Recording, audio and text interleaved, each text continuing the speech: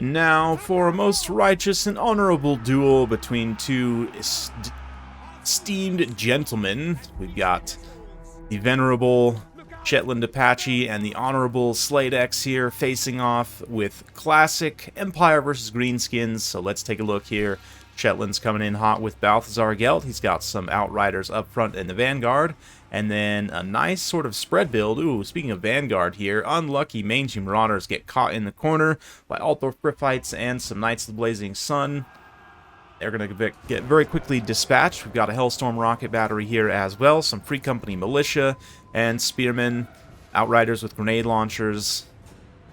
Very cool stuff. And Balthazar doing some scouting right now. We've got some sneaky gobos. The 8-peak loons and some regular Night Goblins. Night Goblin Shaman.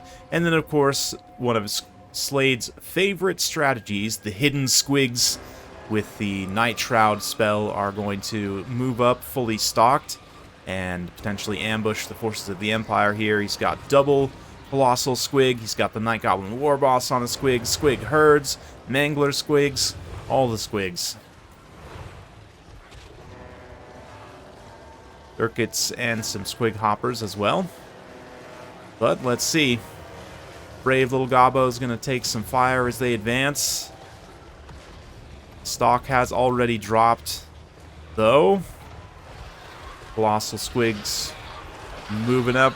We'll get a nice cinematic shot of the great Squig migration across the Badlands. Very thematic and appropriate map here. But let's see where they end up. The Manglers looking to land on some Free Company militia, take a nice volley on the advance, as do the Colossal Squigs, but very quickly the Squig rush has landed. Royal Altdorf Griffites actually eating a charge there from the Regiment of Renown. The Burpa, the Acid Burpa. Let's see if it ends up mattering. They're going to get reinforced by some additional Squigs here as the Empire gun lines try and hold against this horde. Circuits moving up now as well. Yeah, the Squig herds do have a little bit of an anti-infantry bonus, so they'll plow in, do a nice little charge here on these Free Company, but Free Company, no pushovers themselves. We'll attempt to hold out. We've got the Knights of the Blazing Sun also moving in.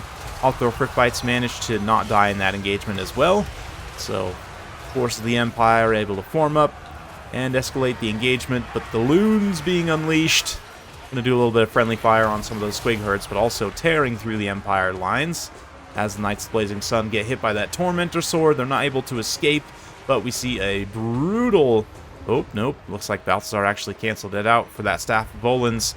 It was looking like a nice final transmutation to blow up this entire flank here, which is eventually going to get cast, but some of those units are able to maneuver out of it during that time. Knights of the Blazing Sun taking some pretty hefty damage, as is the Royal Altdorf Griffites. But over on the far side, the Squig advance sort of petering out a little bit as Empire is able to amass their gun units.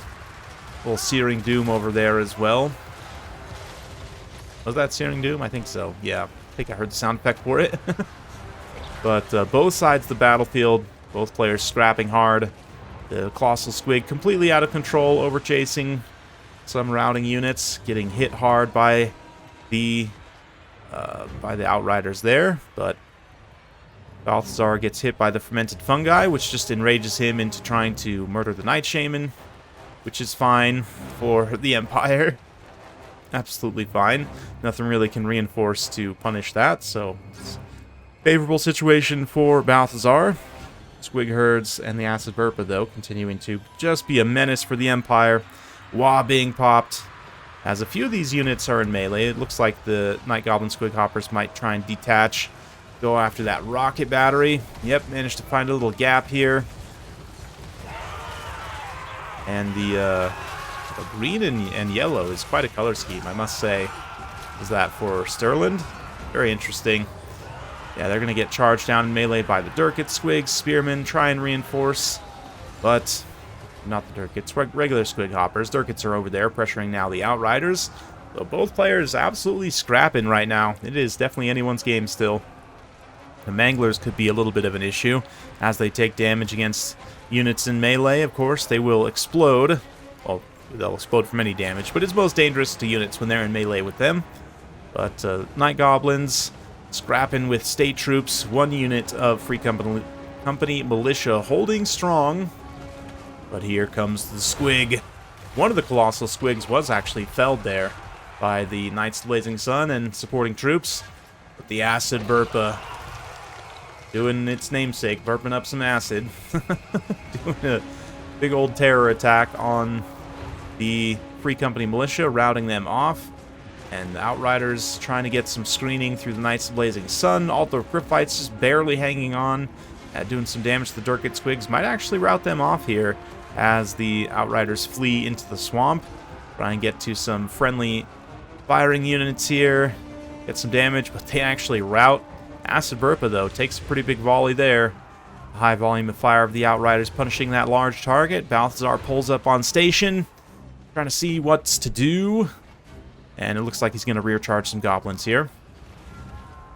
Try and get a little bit of leadership damage. The few remaining mobility units of the Empire trying to shut down the squig herds. The Acid Burpa getting a charge on those Outriders while the other Outriders move to support. Nicely dodged by Slade there with that Searing Doom, dealing pretty minimal damage. We're going to see another final transmutation as well.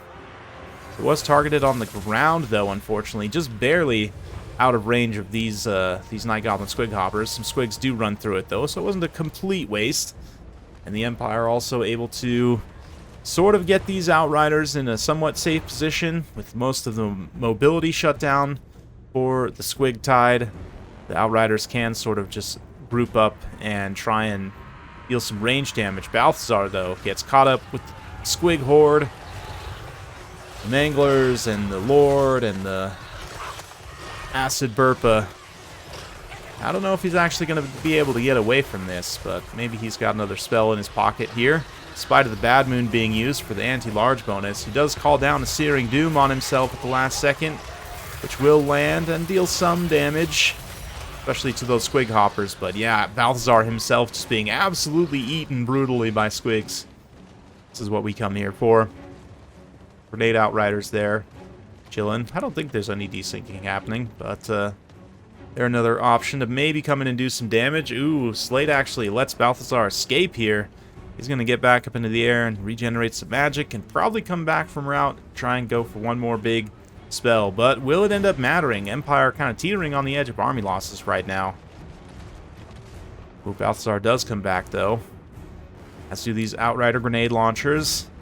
Tattered as they are, they should still be decent against the Goblins, although the Goblins are very spread out right now.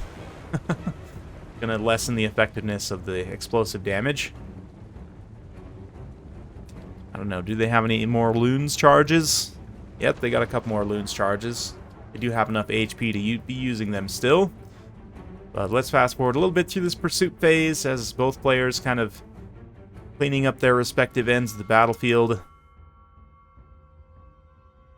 Yeah, Night Goblins, of course, unbreakable, so they can just eat all the grenades.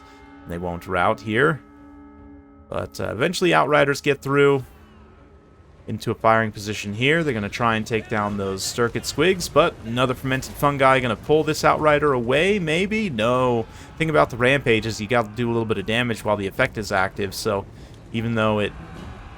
Yeah, ideally with Rampage them, it actually does not here, because there's no method for the Green Tide to do any damage to those Outriders, but continue fast-forwarding as the Outriders do their little kite thing, trying their best to win. The Grenade Outriders eventually get eaten up. Squig Lord and his Squig Hoppers, and the Acid Burpa, a lot to deal with, but some volleys from the Outriders going to try and finish off the supporting Squig Hoppers here. Will it? Will it? Squigs are catching up. Oh no, they've managed to catch one unit of Outriders and pretty much dispatch them. Granted, the unit of Squig Hoppers also gets routed here, but the Squig Lord they get charged by Balthazar very dangerously. He also has, of course, the Tormentor Sword, which will recharge only when he's... Oh no, it just has a 90-second cooldown. I forgot they changed that. I thought it only recharged in melee, but anyway. Balthazar drops to the ground, immediately gets chomped. Yes. What a photo finish there. Oh, man. Big thanks for Shetland for sending that one in. Absolutely wild and awesome game. Two of my favorite things, which are guns and squigs, and together with two of my favorite players as well. Absolutely awesome. Not a lot more for me to say other than just to quickly highlight some values here. Balthazar doing a nice job. The Free Company also, a really nice unit in a situation like this where they just are not sure what to expect. They can do a lot of different things.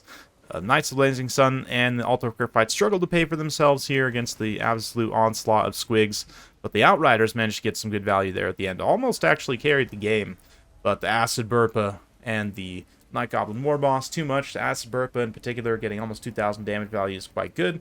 Mangler's doing a nice job, and the Squig Herds also get some, at least one of them pays for themselves. Squig Hoppers, that non-ROR Squig Hopper basically gets promoted to ROR for getting 11,000 damage to almost 1,500 value. And both the Night Goblin Infantry do quite well as well. So, hopefully you guys enjoyed that. I know I sure did. If you want more of this wild content, be sure to like and subscribe. Hit that bell notification button, and we'll see you next time. Bye-bye.